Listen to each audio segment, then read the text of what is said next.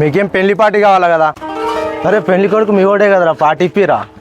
శలం భాయ్, మన పిల్లలందరూ పార్టీ అడుగుతున్నారు, మళ్ళీ ఎట్లా? పార్టీ డబ్బులు తక్కువ ఉన్నాయిరా నా దగ్గర. ఎట్లా చేద్దాం? ఒక ఐడియా. నువ్వేం చేస్తావంటే ఒక చిన్న దుకాణం తోలుకోంబో.